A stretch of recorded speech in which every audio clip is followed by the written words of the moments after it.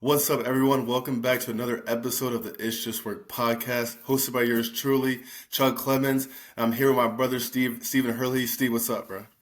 Going good. Excited for this interview today. So this is a special episode, second guest we have on the podcast. We have one of the best coaches, people in the grassroots basketball, and I'll go even farther to say one of the best coaches in basketball in the world, honestly. We're programmed with Middlesex Magic Director and Coach Michael Crotty. Coach, what's going on? Not too much, Chuck. Good to be here with you. And Steve, good to meet you, man. Always excited to see where former players land and glad to join you. And I appreciate the kind welcome there. That was awesome. Of course, of course. Yeah, this is a special episode for me. Kind of, coach just said.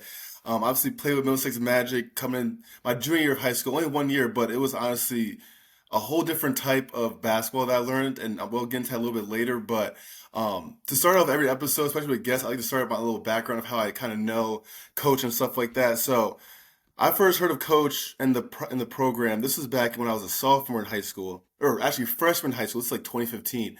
I was playing up, and we were playing this team for PSG in some tournament in Massachusetts, and we see this team wearing blue jerseys. Not really making you look any type of way towards them. It's a regular team, and they just come and they knock down shot like they're running college level stuff going crazy. I remember that team. I think there was a guy named Tommy O'Neal. Yeah. And Yep. there was a point guard named I think Jimmy maybe with the last name V. I don't know, but We had Thomas Shaughnessy, perhaps. I think that Cormac. yeah, I think that's who it is. But Steve, I'm telling you, Yeah. this team they just killed us. And I remember me and my teammates were like, wow, like we never played a team like this before. Fast forward on a few years later, my junior year going to my senior year of high school, I was looking for a program to kind of take my talents to in terms of a right fit in terms of kind of learning that college level system and stuff like that. And I don't know, my dad somehow came across Middlesex Magic and it kind of came full circle. So I was able to kind of learn from Coach Crotty during that time, that one summer I was with Middlesex Magic. And it's a program that personally I think is just like the next level of AAU basketball. Like their coach is running, like I said, college level stuff. He's actually teaching you about the culture of basketball, teaching you about actual stuff that you're going to see at the next level. So that's just my background of Coach Crotty and Middlesex Magic program, and it's honestly just it's great that we're having this podcast. So I'm super excited. Me too, man. That's really nice to take a little stroll down memory lane. It's making me feel a little old. Yeah, yeah. Let's get right into it. I mean, let's hear more about your background. Obviously, basketball guy your whole life. Your dad was huge into basketball. Tell us a little about your background from high school on. Where you went to high school, where you grew up, and then college, and Sure. then where you kind of end up now. Yeah. I grew up in Cambridge, Mass, till I was about 8 or 9. Then we moved to Belmont, town next door. Um, my mom, my dad, my sister, 5 years older. We had a really tight knit fam, spent so much time together, and I loved hoops since as long as I can remember. And I remember weekends of, I'd play town, rec town, travel, CYO. Then my uncle, Mhm. Larry Hurley, who, his son, Larry Hurley, now helps me run the program, the Middlesex Magic. He got me into all of the youth programs in their town. So I played town there, travel there a grade ahead. I remember those weekends fondly, driving around and falling in love with the game. My dad started the Middlesex Magic in 1993. Um, he was a really, really good high school athlete. And, he would say that he didn't really have the best guidance and that maybe he was a little immature in some ways. Mhm. And I think he missed a lot of opportunities. He had scholarship offers, but it was, late 60s, early 70s. He went to a now defunct Catholic school in Cambridge called Notre Dame. And, Mhm. you know, if you're not doing it right and, the recruitment's going through the nuns and the AD, and it's not like today. And so he wound up joining the Marine Corps, came back, married my mom, and they started their family and got married. And so my parents were not college grads. And so for my sister and me, being being extremely well educated, going to the best schools we could, getting the most education we could was his goal. And when he started the Magic, I was just 11. I did a year of AAU somewhere else, and they asked him to coach, and he was a great coach. He was a great leader. Kids loved him. He was a guy that held you accountable, but loved you. And he decided, I don't know if this is how I would do it. So he started the Magic in 1993. The Orlando Magic were like a new NBA team. I Okay. remember calling the AAU to, like, I can hear him, I can see it on one of those phones that was still had a cord to the, from the house line. Yeah. And he liked the royal blue, and off we went. So I went to Belmont High School. I played 4 years Okay. there. Had a really good career as a player. I wanted to get a scholarship. That was the goal. Who doesn't have that goal? I got a scholarship from St. Michael's in Vermont, and I thought, I wanted to go. They wanted me to redshirt because I was young. I was 17. I had looked at some prep schools for a post grad year, and I don't want to do a fifth year of high school. Is it Ivies? Is it Nescac? A high level. I was a strong student. Used that balance of strong academics and high level basketball. Here at Exeter, went to Williams. Um, Started for 4 years. I was a 2-year captain. I broke all the assist records there. I wound up with 819, scored 14 points, and I went to a place that I had to bust my what to earn a job right away. We had so many players on that could have been playing at a scholarship level, and we all bought in, and it was amazing. And being challenged in the classroom, socially, the people there, I always say, like what was William? A bunch of people that were excellent at what they did, Mhm. and they strove to be every day. And when you're in an environment, no matter where you go, the classroom, the fields, the courts, theater, music, when everyone is trying to be excellent, and they have a lot of talent and a great work ethic, that's a great charged environment to be around. And I loved my experience there. And that was kind of high school to college. I played a year overseas. I guess that's sort of my playing days. As quick.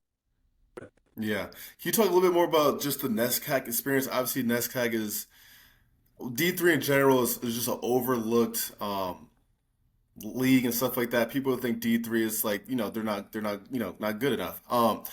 People don't understand how good the Nescac basketball is, how good these leagues are across the country. More in depth of what that Nescac basketball was really like. Yeah, I used to laugh, Chuck. And, we'd have. I'm 44 now. I still play a little bit, but when I was 25, 30, still playing, and you'd have families or a player like, oh, I want to play D1 or D2. If not, I'll just play D3. I would always say to them, do you think it's a sign up sheet? You'd see me play on the court, and I may have some success against them and be like, hey, I stink now. 8 years Mhm. ago, and I played D3. So I always have a little bit of that D3. I feel like I have a chip for D3. Like Yeah, how yeah. when I was in the Nescac, um, I think it was there were great Colby teams in the early '90s, '80s, '90s that like didn't get to go to the NCAAs. I'm a bit of a historian about the league. They had some really really good teams. Williams had two Final Four teams, '97, '98, led by Mike Crotty, and a bunch of other really really good players. They used to come back and play us in a scrimmage game, and they beat us the first years pretty handily.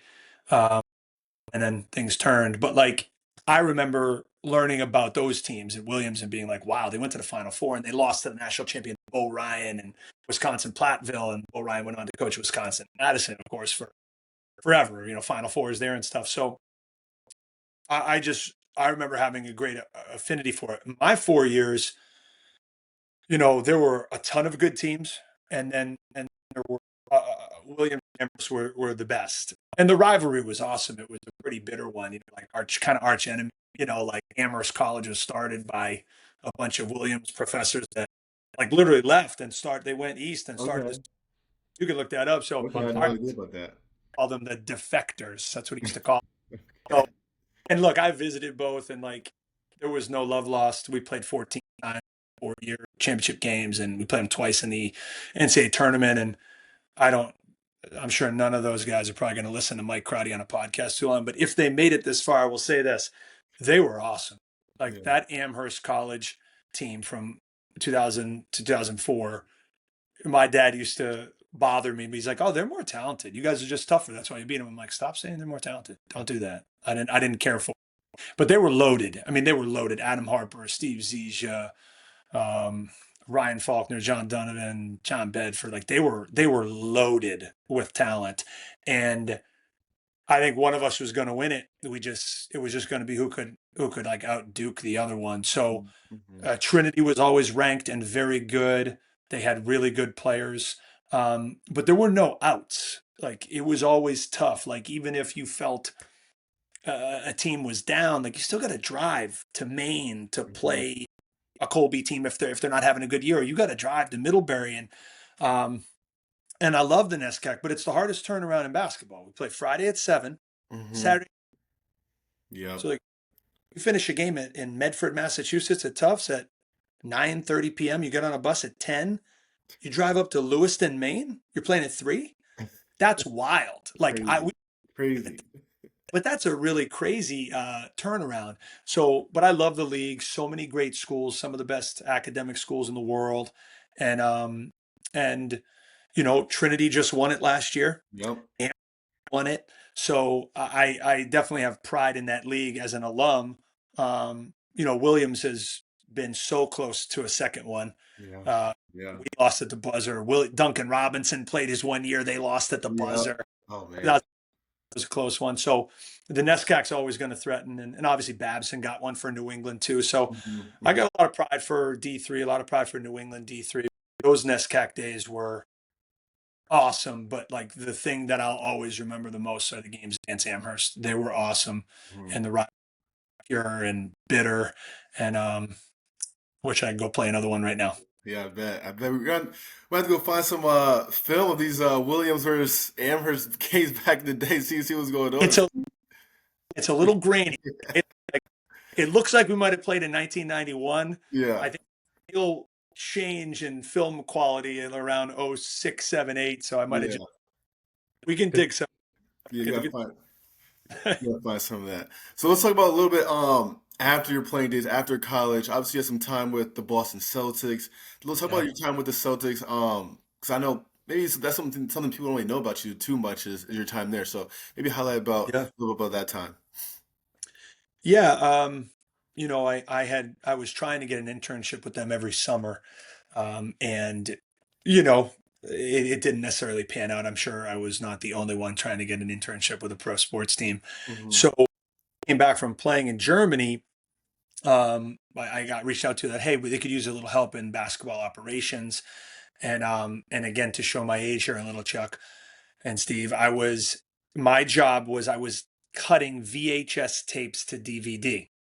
So Okay. Wow. Yeah. I and don't know what that really means, but I'll take it. I'll take it. yeah, I push in the VHS in, and it would be like, cut the fat. We just want Rondo's.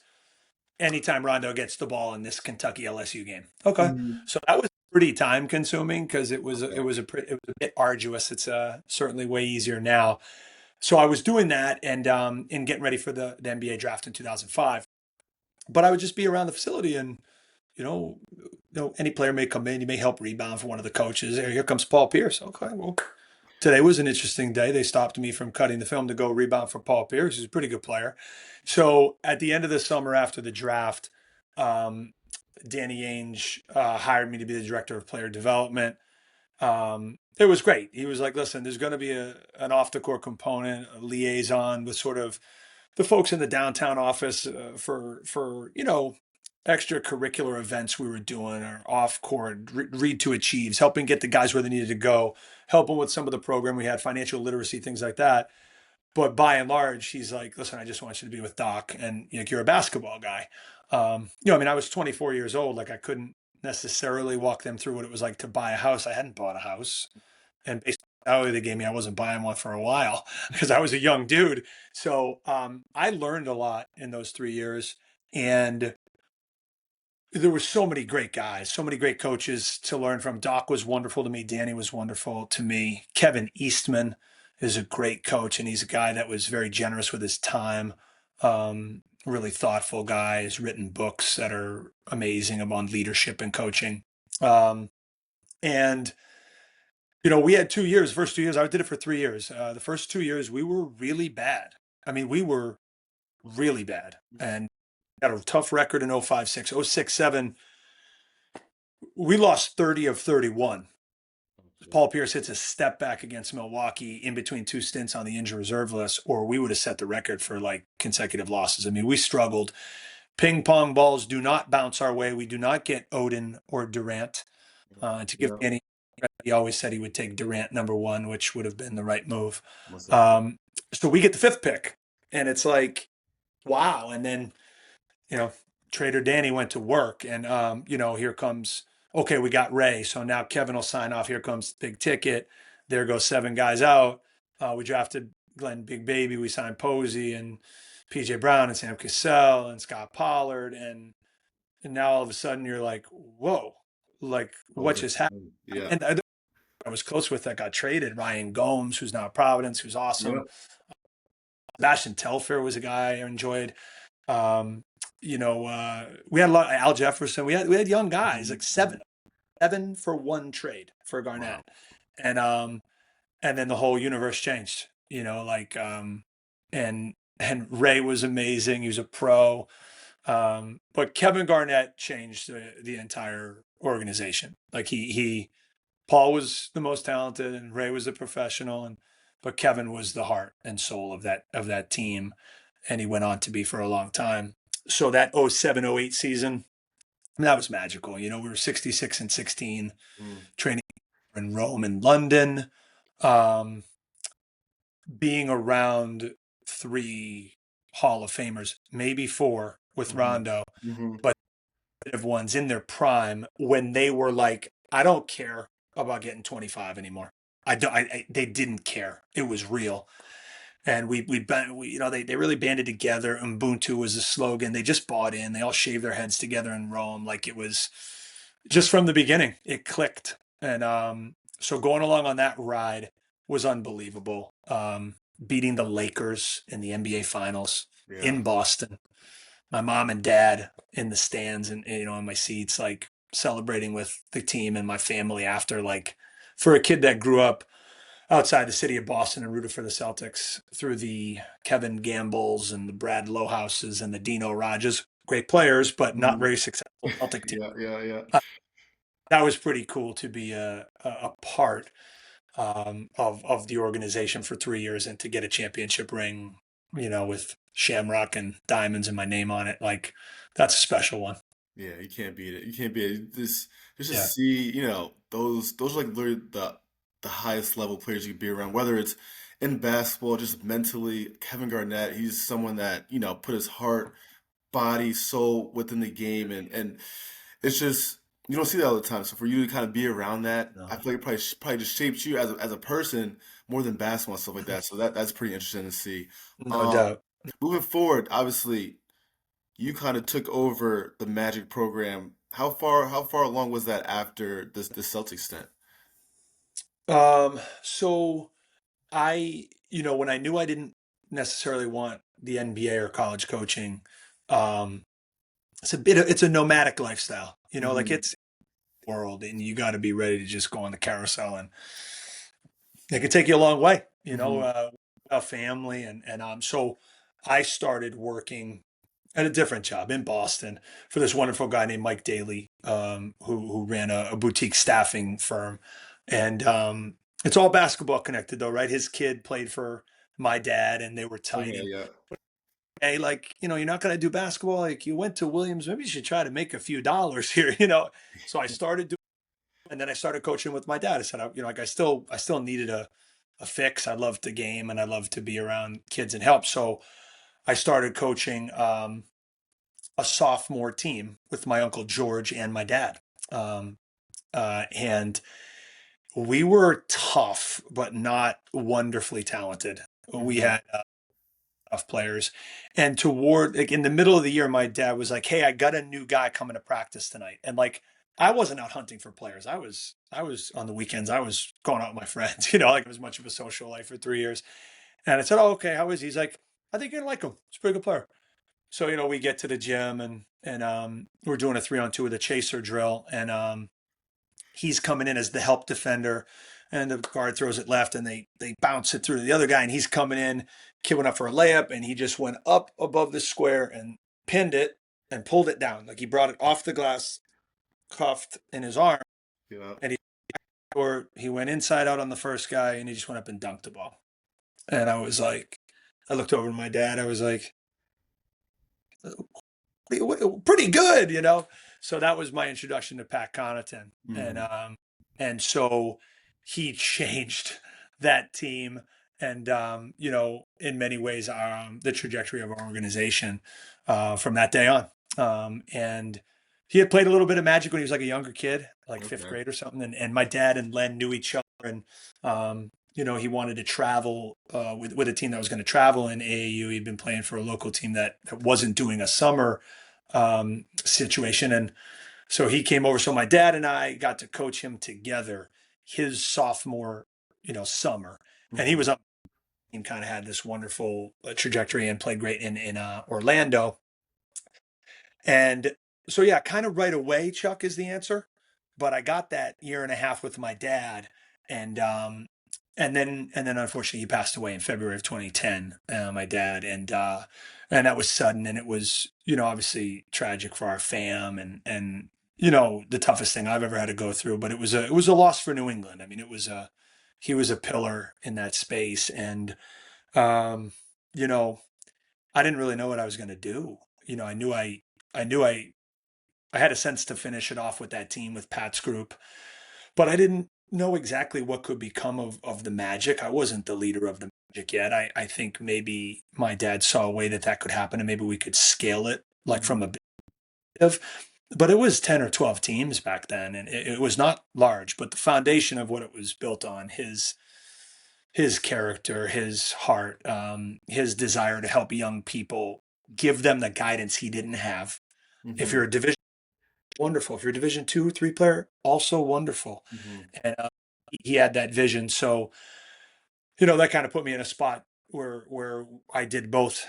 I did both for like 3 or 4 years, 2 or 3 years.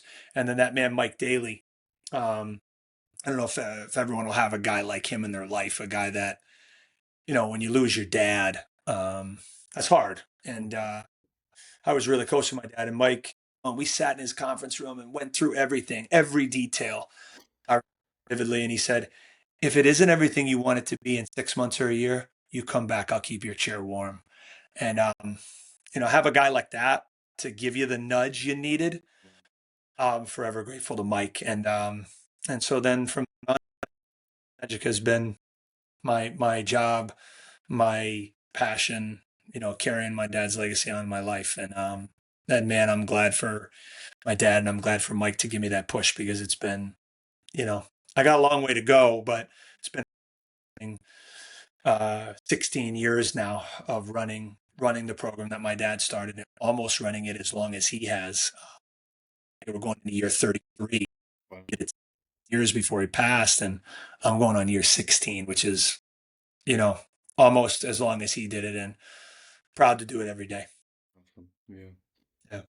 Yeah. So going into your dad and your guys' vision for the program, I know you talked about, why it was started and whatnot, but maybe you could speak to his vision and your vision, how they're similar and how it's kind of grown ever since he started it. Yeah. His thing, as mentioned earlier, really about people, relationships, and how can I help kids get the best education they can get. That was it. That was what he was about. But as the guys got older, I think he wanted parents and the kids to think about, that 40-year plan and not just 4. Like, hey, what do you want to do? Like, oh, I could never go to MIT. Can you make that B+ and A-? He became so beloved too because of the time he invested. And I remember my mom say that, that was sort of the vision. And, I could go in detail, Steve. Like, I think fast forward now, 16 years later, a lot has changed. For the last 5 years, we've had over 30 in college. So I'm really proud of the depth we have in our program. We just got a lot of guys that buy in, come and play hard. And then obviously the results are there too. Like, someone could say, oh, you want to be on their third team? It's not a third team. They're playing Division I local tournaments all over the place, and they're beating a lot of other people's top team. So, but you don't, it's still something you have to have the discussion about every year. But now it's like, okay, you think it's a substandard team? Like, look where these guys went to school. Had 12 scholarship players from our second team over the last 4 years. I mean, that's just, I'm so proud of that. Our second team has won the hoop group basically twice. My team won it 3 times. Lambros has led them to 2 championships. That's nobody's beat team. We practice together all the time. The battles are real. They make us better. We make them better. So the fast forward is to like, instead of hoping to help 5, 6, 7, 8 kids go to college a year, now we're trying to help 40. And we're trying to develop their ability to understand the game, play, individual skills, team concepts, all throughout middle school and high school. But like at the the carrot at the end, right, is like if you're looking up, it's like hopefully they say, I want to be part of that program because look how many guys go on to play in college. And it's not just because you play with us; it's all the hard work they put in. It's their parents, it's the sacrifice. I'm not trying to be credit heavy in that, but we do have a great system in place for kids that have that appetite, have the individual work ethic, want to play the game the right way. That's what we've built out, and what's come with it. We have our own facility now in Wellesley, Boston Sports and Clinics training. So it has become a very year-round entity, which it was not with my dad. It was very fall, spring, summer, kind of season heavy. And if there's any kind of break, it's now. Nothing has changed in terms of the moral fiber of our program. It's still my dad's name. I'm trying to take everything he did and be a lot like him. I always idolized him, and to carry on what he did and try to keep building and helping kids enjoy the game, learn the game, improve, and then hopefully go on to play at the highest level they can. And now we got 3 guys in the NBA. And we have a lot of guys littered throughout Power 5 conference. Yeah, so I think building upon your point of what your strong points is as a program in terms of depth of talent, the first thing as an outsider looking at your guys' program on social media is, all levels of guys, where they get offers from. So maybe you could talk to how as a program you guys are able to send kids not only to Division I scholarship levels, but all throughout Division II and Division III. Yeah, I mean, I think it just goes back to how many talented kids play in our program and their ability to seek out becoming the best player. And I say to our guys all the time, all the teams, the ones I coach, the ones that we're in the gym with, but I don't coach them on game day, to say, if you're in that huddle, and Chuck will remember, when we huddle, we are interconnected, arm in arm, and I just say, listen, this is hard. I'm going to ask you to do something that's hard. It's difficult. But if you can actually let go of a little bit of your personal ego and a little bit of your desire, and really give in to the team and say, I want for Chuck and Steve as much as I want for myself. If you do that, number one, when you have that kind of selflessness, that kind of that Ubuntu that the Celtics had, that sort of I can't be my best self without you, and we can't be the best we can be without each other, and my success is your success, and vice versa. When you have that feeling, as an athlete, that's the best feeling in the world. And I go back to the Williams teams that I was a part of, like, that team we won with had 6 guys in double figures. No one scored more than 13 and a half. We didn't care. Like I wanted Ben Coffin to score 33 in the national semi, thank God, or we wouldn't have made it to the final. He did. I knew, and we played Magic together, but like I want success for so bad. And Chuck Abba, my, we were the 3 guys in our kind of graduating class, along with Blake Morgan, who battled injury. He was an amazing player too. I just wanted success for those guys. Like when good things happened to them, I felt so good. And if you can actually let go of that in this world we're in, where it's this guy got an offer, I played against him, I'm better than him. I saw on Twitter that, oh gosh, man, I'm kind of happy I didn't grow up in that age, because I probably would have watched it and probably would have been a little irritated if guys I thought I was better than were getting stuff. Although if Jay Lawson ever watches at Bentley, and Jeff Bigos, nothing against you, Jeff, Lamar Reddick's my friend, and the other Bentley guys will laugh, but I wanted to go to Bentley bad and coach a guard named Jeff Bigos, and he was, oh man, he was so much bigger and stronger than me and more athletic. But he wasn't a better player. Sorry, Jeff, if you're listening. And but I laughed. Jay Lawson 40 years, and Danny played for my dad, and he's just a Hall of Fame coach. And he always says, I made the best decision for you ever, man. Williams was the best thing that could ever happen. But you remember, like, I remember that kid's name. I'm 44. Mhm. Like, thank God, Twitter, I'd have a list of names. But if you can just let go of that, be the best you can be, care about the guys around you, you'll get what you deserve. You'll earn it, and you'll get to a great spot. And that's what we try to tell everybody. And it's not easy, man, because this world of trying to be a great basketball player is not a straight line of success. Like, it's my high school coach Paul Lyons was a math teacher, and he would say it's parabolic, because he said it's a parabola.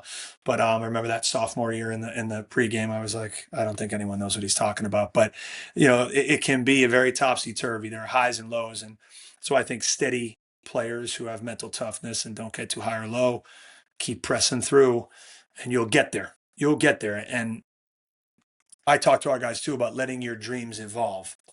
I always say that, like, let your dreams evolve. Like, I didn't dream of going to Williams. I didn't know what Williams was when I was a kid.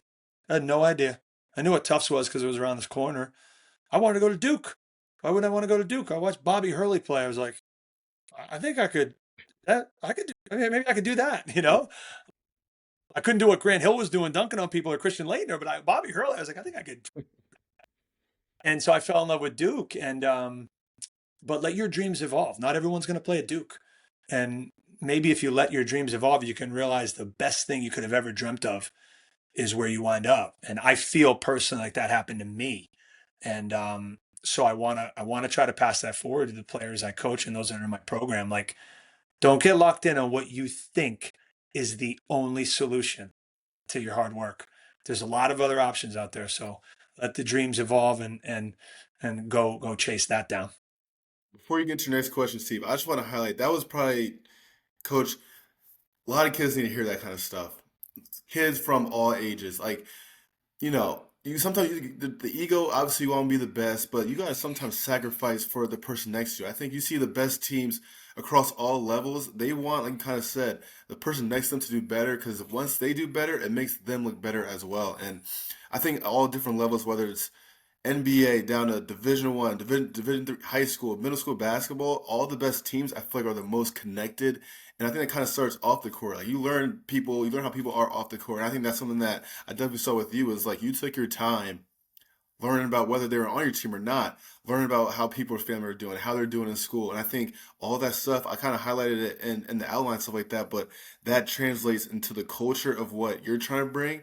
And that culture just brings that out on the court. So I'm really glad that you said that, because there's still players that, are in college that are like, it's all me. I'm trying to do what I got to do. But you see those players, sometimes they don't end up in the position that they think they're supposed to be in, because they don't make Right. that sacrifice. They don't look at the bigger picture. And that's a great thing that you also said about let your dreams evolve too, because that's the first time I've ever heard of that. But you're not gonna be in the same position that you thought you might have been when you were 6, 7 years old. Sometimes stuff changes, and you gotta, adjust to it, and you can still have a great career, whether it's in basketball, whether it's in life, and just through a different lens. So I'm super glad that you brought that up. No, I appreciate it, Chuck. Yeah, it's you're right, and it's harder and harder to come by, right? The college world has become professional, right? It's a professional league now, so it's harder to keep continuity year over year. So I think, and in the grassroots space, Chuck, sometimes it's hard to keep continuity week to week. Now, that's another place we try to distinguish with really being connected. And I tell parents and players, I'm like, listen, you may never have as much connectivity ever. I hope you do. I hope you have a wonderful college experience, but coaches, they got to coach to put food on the table for their fam. They're being ridiculed ever. They got players making more money than them. It's a wild space, and the world's always changing. But I like the last thing I say to guys I'm recruiting, I'm like, hey, this is one of your last opportunities to make a decision that you get to voluntarily go and play. Hmm. Like, like, choose wisely and make it a place where you think you're going to have fun. Like, let's not forget that, right? I have a 5-year-old. We do mini magic. He's shooting on a little 7-foot hoop. Those kids, it goes through swish. Yeah, they're like, and you're like, yes, that's where it started. Like, I Right. Yeah. I remember swish and be like, that the swish is great, Yeah. and And then you get to this big business. I want to go to college. I'm going to make money. And it's like, okay, you are. And the whole world's never going to stop being that fast and that adult driven. So remember, you're 17, you're 16, you're 18, you're 15. Choose a program that's going to care about you, teach you good values, and have some fun with it, because it's not always going to be that way in the world you're headed toward. So yeah, it's that's stuff. But I'm looking, like, I got a picture of my Williams team on the other side of this screen, and I can feel when I talk about Ben and Chuck and Timmy Folin and Drew DeMuth, Sumat Ba, Johnny Fitzgerald, like Tucker Kane, Mike Graham, Jarris Cole. Like, gosh, I I I would give anything to go back for a day or a week and just do anything I could, do the nasty so that they could have a successful play. Awesome. And they would probably tell me they did more of the nasty stuff so I could have a successful play. Yeah. But like, we were there for each other. We fought like dogs at practice, and then you leave it there and you go hang out together. And that's, man, I feel really blessed I got to be a part of that team. So let's move on to, obviously, you kind of highlighted Pat Connaughton, Duncan Robinson. Now you have Tyler Kolek as well in the NBA. Tyler was actually my class. Let's talk about a little bit about how they were when they were Middlesex Magic players, and did you even see them kind of get into the level they are now? Because I'm gonna be honest, Tyler was always a great player. Like, I was like, this guy's nasty. Obviously, I seen Jordan stuff like Sure. that, but then he kind of just kept plugging away, kept moving up and up, and now he is where he is now. What were some like Yeah. traits maybe that all three of them all possessed while they were at the Magic? Did you see them ever get to this level? Just how they were as people, all that stuff in general. Right. Well, of course, I knew they were all going to be in the NBA when they were 15, Chuck. Of course I knew. Yeah, easily, right? No, I mean, look, you got to start. You got to start with PC. He's the guy, and look, I've remained really close with a lot of guys I've coached. Um, I love it. I had two tables full of guys at my wedding with my wife, and those guys you mentioned were there. Tyler wasn't. I don't even know. Geez, he was still he was young. Yeah. I didn't. He wasn't old enough to attend the wedding, but you know, with Pat, you know, there's nobody I'm closer with. He's just like a best friend and a brother. And I talked to him until 2 minutes before I got on this. He sends his regards. But we talk. I've mentioned this before. But my dad used to call him every game day, give him a nugget, say hello, good luck. So when my dad passed, Pat told me that, and he said, maybe we can do that. And so from Pat's junior year of high school, in the middle of his junior year of high school, February, um, he and I have spoken every single day he's played a basketball game, Wow. um, everywhere he's gone. Wow. So yeah, St. John's Prep, Notre Dame, Portland, Milwaukee, and Charlotte, and you know, and we have some cool stuff coming up to work on together in partnership. He's going to be giving back and connecting with the Magic. He's done that already. Him and Tyler came to the UAA finals in Chicago, but Pat and I are going to do some cool stuff formally with the program that I think will even enhance it, which is coming in the next couple of months. So a little teaser for that. But yeah, we start with Pat, like best athlete I've ever been around. Well, yes, I was around some really good ones with the Celtics too. But if you just want to do measurables, like Pat's, I mean, he's crazy, right? Like 44-inch vertical. Um, threw a baseball 98, got drafted in major leagues. Football 80 yards. We have that recorded, an 80-yard football throw. He's prototypical quarterback. Probably would have been an NFL quarterback. Definitely would have made it to the bigs as a pitcher. Saying definitely is crazy, but he was big time.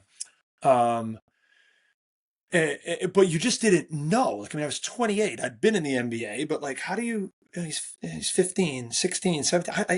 Anyone, I guess I could say I'm well equipped now to be like, oh, Mike, give a prediction. Do you think Quinn Costello is going to play in the NBA? Yes, I do. I believe in Quinn. He's awesome. And he's got a lot of great stuff going for him, namely his work ethic. But like, he's a 6'10" guy that can drill shots and he's light on his feet and he's still not fully robust. So yeah, but it's so hard. There's 450 guys in the world. So with Pat, we just had our firsts together, like my first time high major coaches, and then him doing that. And so I don't know if I saw that. I just would always say this about Pat. I would say, like, Pat could be wherever you are in Connecticut right now, Chuck. Okay. And you say, Mike, you're 20 minutes from Boston. Pat's in Connecticut. You have a car and he has a car. Like, You think you're going to beat him there? I'd be like, probably, but I'm not betting against him. I don't. I'll never bet against that guy. Win of the first order, and his dad had a saying, and he's like, winners win, no excuses, just get it done. And his mom and dad were just they are amazing people, and so Pat, like, he had that intangible thing, and then he could jump over like a Subaru. So like, I was like, maybe it's a chance, and he plays the 4 at Notre Dame because he's got a 44-inch vert, ridiculous span at 6'5", and he's the toughest MFer I've ever been around. So he guarded 4. Zach August played the 5, Jaron Grant, Yep, yep. guys, and like, so now they're tough enough to guard that way, and then they were really difficult to guard because Pat at the 4, he'd face you up and drive you, he'd jab it, Yeah. shoot threes. So Mike Bray had some good offensive stuff going. Jaron Grant was their first team All-America, but I think Pat was the most important player because he allowed them to play that. He's just a guy that gets it done. He's a winner. He's tough. He's strong. He's athletic. Duncan, I only had for about 18 months, and he was a special shooter. Just that was always there. But they saw Duncan Robinson playing in the NBA. He had a back injury, 6.5, 6'7". He kept growing. He got stronger. He's having an extra, and he's like, I applied early decision to Williams. I got in. Like, I'm good. So he Williams, and has a record-setting year, and they almost won a national championship. Led the Big Ten in three-point shooting, and now he's been in the NBA 8 years, and he's the fastest ever to 200, 300, 4, 5. This is a really unique story. D3 to high major, and again, just another remarkable guy with a great family. Tyler Kolek. It's just it. Like, I always would say, he was obsessed with the game, but in the healthiest way. Like, still a great friend, social life. It's not like he was just that, getting blisters on his hands in the gym, but like, I've never seen anybody put in more time. And he is a natural hooper, man. Instincts incredible, smart. Probably like 6'2". Yeah. Big hands, big arm. Dad's a strong guy. Was a hell of a player. Played Magic, older than him, a hell of a player, Division II scholarship player. So Tyler, he was another trainer up. Right, he went to George Mason, Atlantic 10 Rookie of the Year. Then he goes to Marquette. Chuck, once you've seen Pat and Duncan, now it's like, oh, wait a minute now. And they're all different players, but it's not impossible for a Magic guy. Like, not that has anything to really do with it, but from my perspective, I'm like, wait a minute now. And I love the game. I think I see the game really well. And the game has evolved in a way that's very good for Duncan. And as just one of the best shooters in history. I think the work ties them all together. Duncan and Pat are also just religious workers. Those guys take great care of their bodies. They're putting up shots. They're lifting. They're always improving. You don't play 11 years, 8 years in the NBA if you don't do that. Lifespan of an average NBA guy is 3.5 to 4.5 years. So, and Tyler's at the beginning of the journey, but I believe in him with everything I got, man. Pat's already at 11 in Detroit. They look like a team. Talking about Chuck, they look like they're just about each other. Combined Detroit dog personality, and they don't really care who's making shots. Cade star, but like, it's like, I love Miami for the opportunity they gave Duncan, but it's like, oh, okay, you want to stop playing him 25, 30 minutes. He's playing 32 minutes. He's shooting 46, 44 again, averaging 13 like he did for you when you played him. Don't produce. Not really sure why you stopped, but happy as heck for all three of them, and they're great people. Nothing's changed them. The fame, the NBA, dollars, nothing. Tyler's going to get me a Knicks jersey though. It's getting a little lonely. That wall. Yeah. See the jerseys back on the wall. Definitely Tyler Knicks jersey back there. That's awesome. What were some maybe some players that people don't really know about that you were like, this guy, he works hard. He was a great player for us that aren't on the limelight like those 3 NBA guys that you kind of mentioned. Oof. Still active or just throughout the history? Let's do a couple, or one still active, one in history. Just learn about this. I mean, look, one still active that is just another special guy to me. And he's known because he started as a freshman at Purdue, but CJ Cox is a kid that entered our program in the 4th grade. And who was a longtime Magic coach. He's now the Waltham High School coach. CJ is just unbelievable. Probably the best defender we've ever had. He's the best defender. They're number one in the country. He's got a real chance to, you know, win a Division One national championship. Saying that out loud, I mean, it's really hard, but they're that good. And he was one of those guys that, it's a great story. Our very last grassroots game together, we won the Under Armour Association Championship, and then we went out to Vegas to do a battle of the brands versus Adidas. In our last game, we're playing Indiana Elite, an Adidas program. They had Flory Bedenga, if I hope I'm saying that right. He's a center at Kansas. They had a guard named Travis Perry who went to Kentucky. He's transferred somewhere else now. And Matt Painter was there to watch the guard. And they go up 14, and CJ wills us back to a tie. They go up 14 again. He does it again. We go to overtime. We lose by a couple. He finished with like 28 threes, pull-ups, guarding Perry, held him to 12. And I knew who Perry was, but I didn't know Matt Painter was there to watch. That wasn't on my radar. Like we wound up with 3 high major players on that team: Luka Taves, BC, Ryan Mila, Providence, and CJ Cox. That's the only game Matt Painter ever saw him play live. Last game of his career.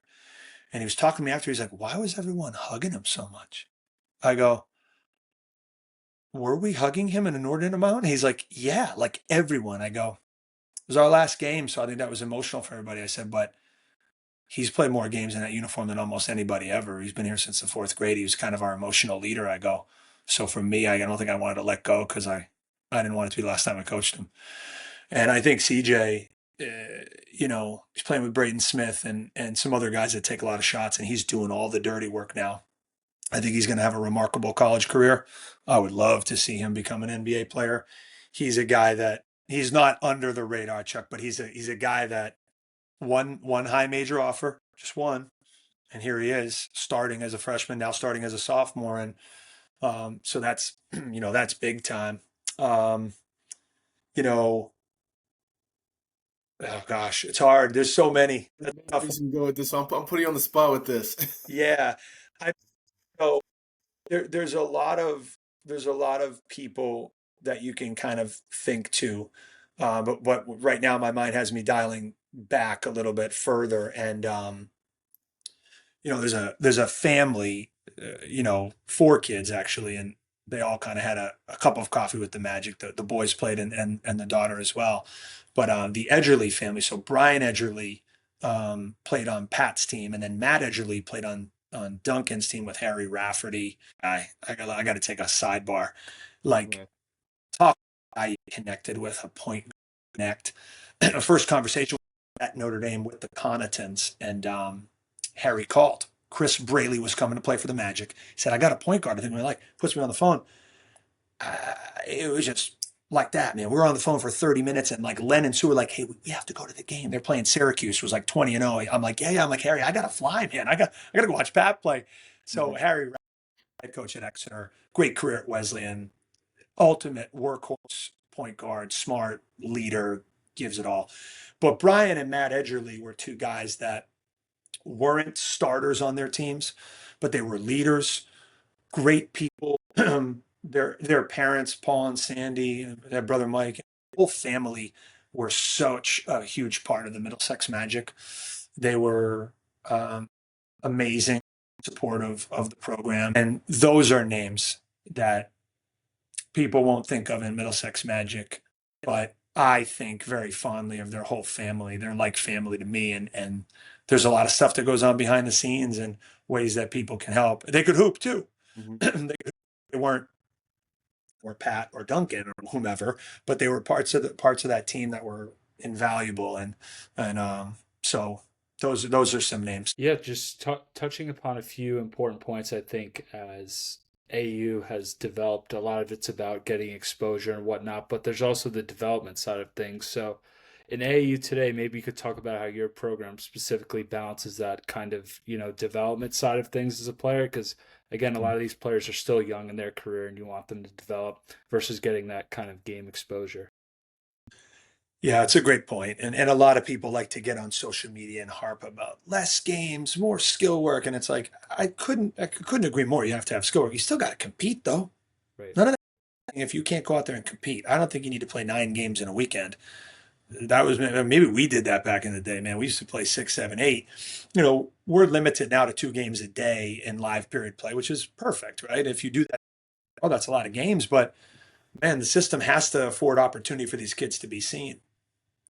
How I think we can differentiate, and we try to every year, and I believe we've had success with that in terms of skill development. We're going to do skill work right away in the gym, right off the bat. But what I tell our guys is, if you're a sophomore or junior program and you don't know what skill development program you need to be on off the court on your own time, come, we'll help you. I'm more than happy to help. Tell you what I think you need to get better at, the things you're really good at that you need to get great at. However, if we get you 3-4 hours a week, I'm not going to spend a lion's share of our time as a team working on all of your individual skills. We get shots right away, game speed, game spots, game shots right away, get a lather going. But I want to teach them and help develop them in terms of team concepts more than just inside out step back. That's not where I live. I don't. You do your stuff. If you become at a bat, step back and you can hit it, fine, take it. If you every time you take it, you miss badly, I'm going to say to you, A, that doesn't work for our team. Stop taking it. And B, all those college coaches see you take 2 of those, they think you're a bad decision maker and you're not skilled enough to make it. And then go to a college basketball team that wants that. Is that what Tom Izzo had going last night in his victory over Kentucky? Definitely A lot of not. ISO, Allen Iverson step back. Definitely not. Like, stop trying to be that guy. I always say that you teach a kid how to shoot at camp. Oh, this is how Damian Lillard does it. I'm like, it's a first ballot Hall of Famer. I don't care how Damian. Oh, Steph Curry's hips are turned this way. I'm like, you weigh 87 pounds. Like, we got to get your face in the hoop. So, and also be yourself. But like, if I'm going to teach you mechanics, we're probably not going to just say, well, that's how Reggie Miller or Ray Allen or Steph Curry, like, guys, they're all timers. So, but I digress. I think there's a lot of ways you can win. Um, but I remember reading all the books with a teammate of mine, John Fitzgerald, and my college coach, Dave Paulson. We did like a winter study class together. We devised a curriculum. We read a bunch of books. And one of the things I remember was just like, hey, be good at 1 or 2 things. Don't be average at 10. And so I try to keep it simple. I want to really make sure our guys have a system on defensive transition, and I want to be locked in a defensive connected system. I don't care what you do. You want to force baseline and you want to switch everything. That's not really where I've lived. I've lived a little bit more in the pack line world of kind of middle based help and getting through screens away from the ball. I don't mind switching screens on the ball. It depends on your unit too. If you got 2 years ago, we had Landon Clark, Ryan Altman, Jay Jones, Ryder Frost, Dahi Quinn, Alex Wilkins, Barrett Lohr, Dylan Villette, like with all these guys, and like they were all 6'4" to 6'8". I was like, guys, aggressively switch up. We teach an up switch, so like we can do it different ways. I won't jam a round peg into a square hole, but so once you get your personnel down, pick a way we're going to defend, and I want to teach them how to do that, and I want to make sure they're prepared to get to the next level where they're always seeing the man in the ball and they're always in the proper gap help and they know how to stunt and stay and they know how to help up with a hand up to make a deflect. They know how to not be positioned the wrong way when a pass goes by. They got to turn their hips and run. Can you get your hips facing the guy so that you're still jabbing in, but then on the throw, you're running in a straight line? Because that point 2 or 3, that's the difference between a great closeout and one where you can't impact it and it's one shot and that's one possession, it's 3 points and now you lost the game. And that way by my dad, by Paul Lyons, by Malcolm Westling, by Dave Paulson for sure. And then I just want to hold them accountable to a standard set for ourselves. And that's definitely a line I stole from my college coach, Dave Paulson. Like, play against the game, play against a standard you set for yourself and strive for excellence every possession. Try to play the perfect possession, try to do another one and try to play a perfect game. There's no such thing as a perfect game, but we can try.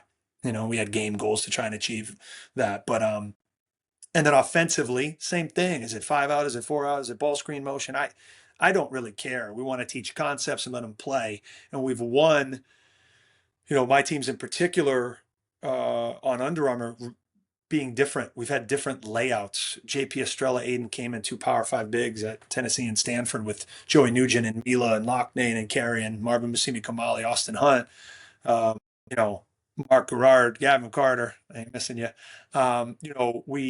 We won with some traditional ball screen motion and we pounded it inside. We had some great interior scorers, and Joey Nugent hit every shot, and Ryan Mila was this emerging stud.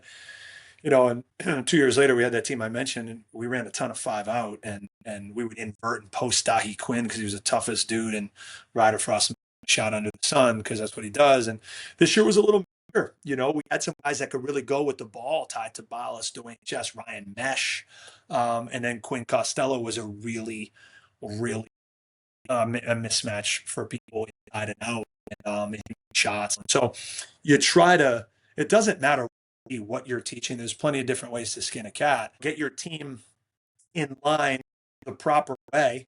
I was telling I'm recruiting people, and there's a guy we talked about off camera, Chuck, that I'm recruiting right now. I was like, you fit, man. Home run. You're versatile. I want to show that. But I don't want you to just have to be pigeonholed into playing bigger because you're 6'5". We got 7 foot, 6'11", 6'7". Like, you got to play where you play and let the college coach see it that way. So I love how I get going, which I apologize. But I think the answer, Steve, is we're always going to get back on defense with purpose, not just run back, guys. Like we have a system. Like I number them only defensive transition. It's all I number for now. But there's a way we're getting back that I don't need to go into detail on. Then we're going to guard it. There's no negotiating it. None. I'll pick practices. My guys, if it's not perfect, we're just not going to play offense today. And you're going to thank me in July. College coaches have complimented our program for a long time for just that. But I think it's part of my job to do my best to make sure they're ready to play. And they may not like me stopping it again because they weren't in the right spot again. But I think someday when they're on a podcast, they'll remember what I was barking at shell drill. And I hope they think on it fondly the way I do and say I would give anything to go back to the worst practice I ever had. So that's how I think about development. We're laughing because obviously we were RPI. Coach Mark Gilbride, one of the best coaches I've ever had, but he really hones on the defensive end. And when you say again, like you said, you can't be perfect, but you're trying to get to that level of perfectness. So obviously, Yes. you're getting killed. You're getting killed every single day on the defensive end, but Yes. it does translate. Shots aren't going to fall every time, and that's just how it is. Basketball, it's not perfect, but you can sit down and try your best and try to stop somebody every single time down, and Every time. every time, Yep. every time. You can go as hard as you can. You can work on the technicals, be in the right spot, and that's why me and Steve are both laughing because we were like we went through that for years. Yeah. Gilbride, his dad was a coach when I was there. I played against him. Yep. I forgot about that. Coach Yep. Nescac love there up at Bowdoin. But yeah, no, it's that's what it is. That we're deep into the podcast, but you start getting me going on that, and geez, we could do another hour. Right. Literally. But that's the kind of stuff. That's the coaching stuff. That's the Yeah. stuff you love. Yeah. So, Cole, I have a question. I want you to imagine, let's say there's a junior heading to his junior AAU season, probably the most important AAU season, try and get not even just a Division I offer, but just try to go play in college somewhere. What Yeah. advice or what are a couple of things that you would say to this kid that they probably should focus on going through this last year of AAU basketball? Yeah. I think one of the things that's most important, make sure you're still working on what you're best at. You always want to work on your weaknesses, but let's not forget to rep everything that you do exceptionally well so that, hey, you're a known shooter, you're a great shooter. Okay. Well, rep shots, game speed, game spots, off actions that your team's going to run, and make sure that you're getting as many reps of the things you're great at. Sometimes you see guys that are really good at something, and they focus on all these other things that aren't strengths. And you need to do that too, but let's not forget about the thing that keeps you on the floor, right? So I always tell you, be yourself and work relentlessly, but don't just work hard, work smart. Like, don't be out there, oh, I was in the gym for 4 hours. Well, what were you doing? Is it pertaining to getting better and showcasing your ability to the college coaches? If it's great, if it's not, let's rethink that. So I think that's it. Be married to it, with your passion mentally and your preparation for what you're going to, and then gotta let it go a little bit too. I think that you got to go to prom. You got to go out with your friend, make good decisions, but don't let it be the only thing. Put pressure. I can't control their parents or them, but often you see kids put pressure. very often parents. And I say to our parents, hey, if he doesn't have the best game and he's getting in the car, don't become the problem. Don't hammer home a problem. There's going to be highs, there's going to be some lows. Maybe turn on the radio for a little. Maybe talk to him about anything but. These guys are so driven that it can become like a one-track maniacal thing.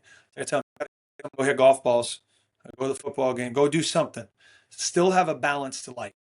Because if you don't, then when you come back to it, it doesn't always feel special. That's great advice. And when I'm with these guest segments, one thing I would start doing is just this little question at the end, because I just want to hear what your thoughts is on this.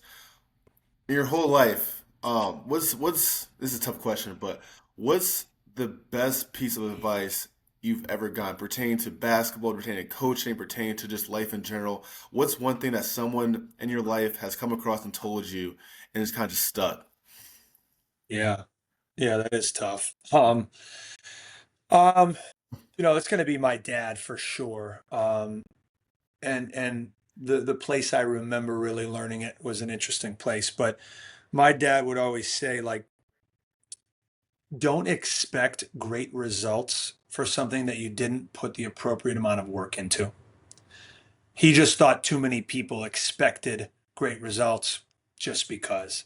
And he said, if you put the work in, you can expect better results. You might not always get them, but you'll get them more often. And you should not be a fool that just thinks great results are going to come because you hope. And where I remember him really ringing it in, my grandmother on my mom's side was from New Brunswick, Canada. We used to drive up there for vacation in the summer. He wouldn't let me bring a ball, and he taught me how to play golf. And as I was becoming a decent player, I played the best nine of my life. We're playing 18 holes. Like, I shot like a 37. I was like 13 years old. I was 2 over par. I was like, I'm rolling.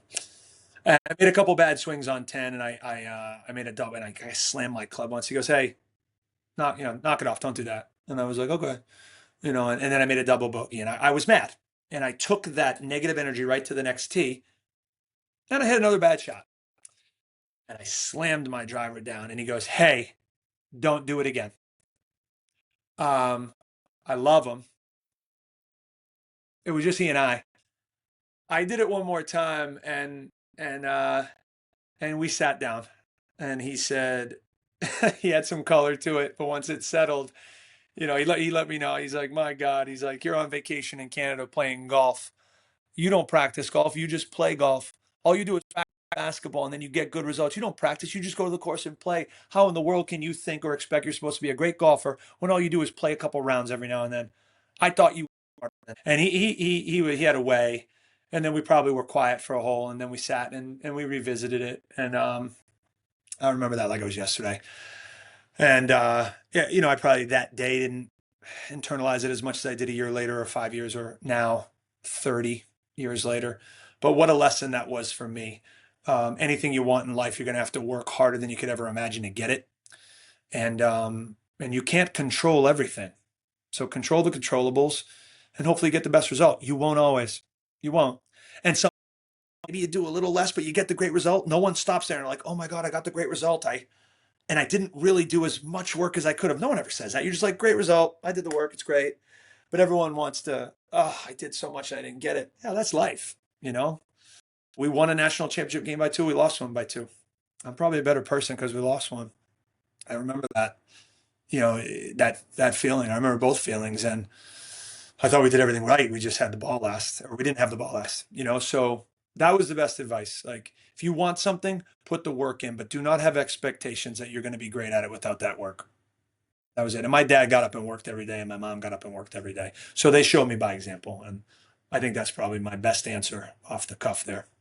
Coach Crotty, thank you so much. Like, Yeah. this was an hour and 15 minutes of just game knowledge. I learned so much about you, about just basketball in general. So we appreciate you for hopping on this call, man, just chopping up with Thank you. us. Can't think Yeah, of it was awesome. awesome, man. Well, Thank you. Thank you, hope Stevens. I hope you guys enjoyed this episode. Like, comment, subscribe. We gotta do all that stuff too, Coach. But we'll see you guys on the next one.